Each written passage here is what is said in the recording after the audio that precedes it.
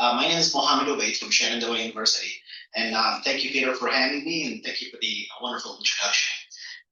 It's been a pleasure to work with the Center for Islam in the Contemporary World for the past few years at Shenandoah University, and really look into how technology can be used for training, education, and storytelling for all demographics. And today I want to share with you a couple of projects that are now released and available, and just give you kind of pull the curtain just a little bit and show you how this has been over the years. So just a little bit of the center itself, or a little bit about the center. CSW is a 501c3. It's a nonprofit affiliated with Shenandoah University. And Shenandoah University is about 50 miles that way west. So it's about 80 miles from DC in Winchester, Virginia. And CSW has a very wonderful mission to advance contemporary scholarship in Islam. A few years ago, probably 4 years ago, I approached the center to basically share with them some interest and some ideas and opportunities, which really found its way to reality because of the late Dr. Mirza, Yaqub Mirza. And he was the one that actually made all this happen and is the main benefactor.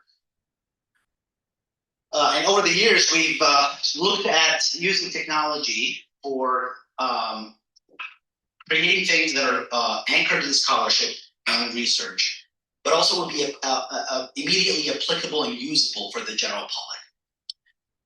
So that's where these projects came from, and I want to introduce you to two of them. One is called Pilgrim VR, which is a way for you to visit Mecca and perform the rituals of Umrah or Hajj in a training setup or a training platform using virtual reality. Everything you see here, everything you'll see today, was built by our team. And we managed to employ a wonderful team of young individuals in Jordan from Siraj Studios, which is a startup in Jordan. And they've been working with us for the past few years to make this a reality. The app itself, Pilgrim VR, is we think is made for basically everybody, Muslims and non-Muslims alike. As you know, not everybody can go to Mecca, at least not immediately, and not right away. And especially for performing Umrah and Hajj and being actually able to visit the Kaaba, usually non-Muslims are not able to access that. So there's that almost historic touristy aspect to it for non-Muslims. For those that are interested in the site and the history. But then the other side of it, which is really where we kind of double down, is the training piece of it, where it's someone who wants to perform these rituals, but needs to get the training. And I'm sure some people in the room have been before, maybe even to Hajj. And there's a lot of actually lead up to the journey, right? You have to get some training, maybe some seminars and so on. And a lot of people, especially from certain countries, really have their life savings really riding on this one trip, and getting it right is very, very important. So that from that perspective is where we look at it, and we want to provide training that complements, not replaces, what's now traditionally been done, to allow people to actually perform the rituals step by step before they actually go there. And if you know virtual reality, if you've used virtual reality, you know it immerses you in the location, and we actually managed to build a digital twin of Mecca that you can visit, go around the Kaaba, go perform Sa'i, and it comes with an entire curriculum studied from all schools of thought, the four different ways of in performing these rituals.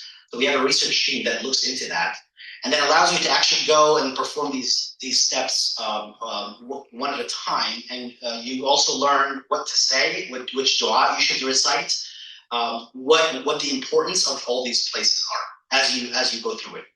One thing that I've noticed, it's like an anecdotal note. When I did this 2 years ago, I had a group of 50, I think around 50 people about to go to Umrah. And their mutawif, the individual who's going to take them there, they were leaving from Ashburn.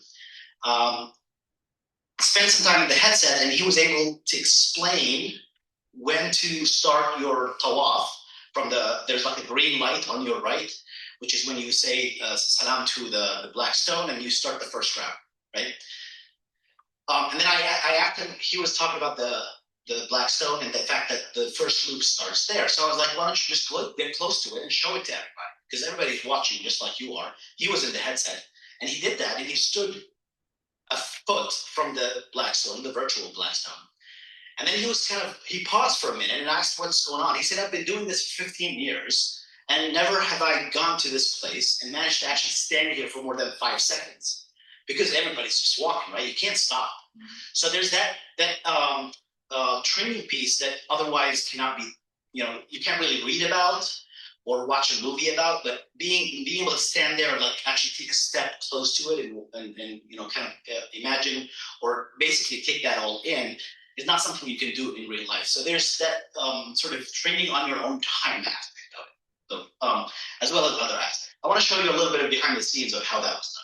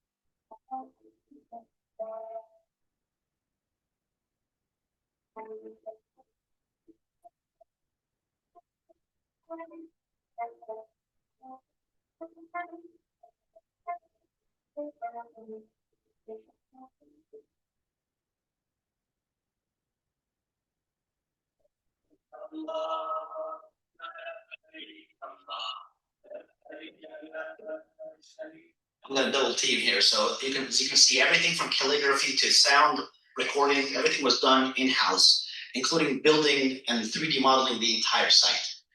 And let's see if I can skip through this. Oh, here we go. I think we'll just move on. So that is a little bit of behind the scenes on how that was built. Now I'm going to move on to the second project, or the second app that we made, which I also invite you all to try today. We have it in the building.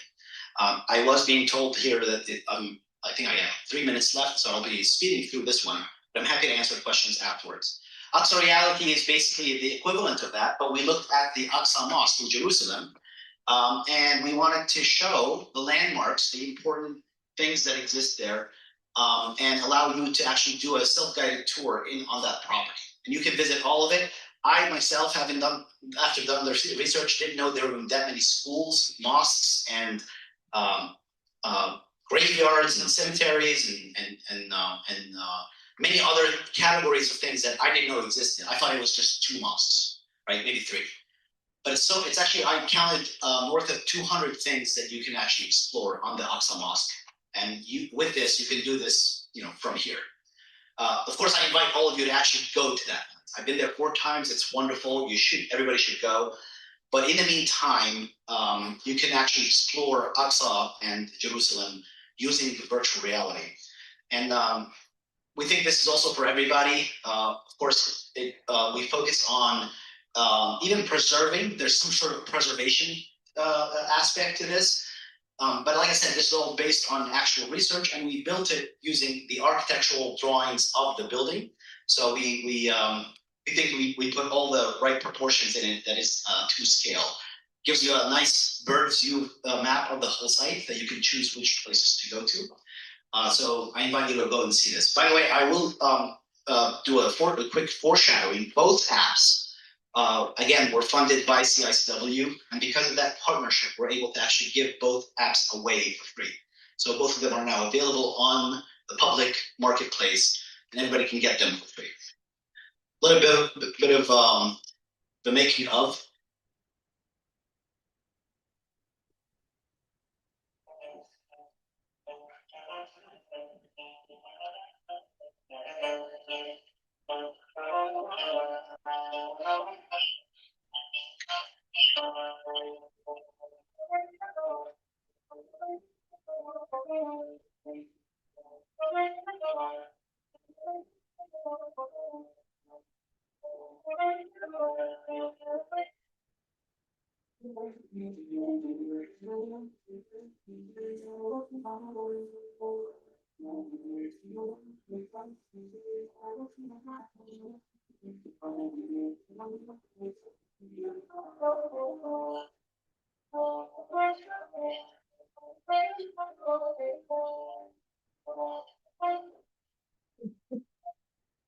So I think maybe I'll do two more seconds. One more second. Oops.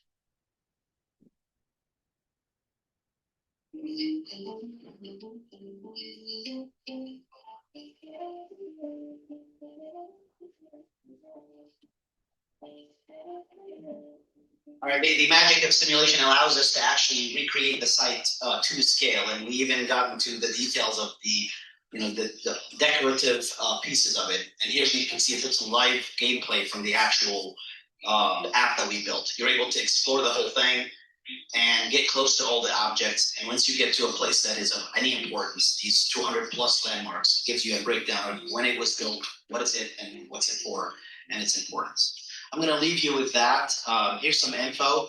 If you would like more info on the projects themselves, and also to get them for free, and also to get more projects that we're working on, we have 3 more in the pipeline, cicwlearn.org. But also you can contact me for questions, and maybe we can collaborate. Thank you all.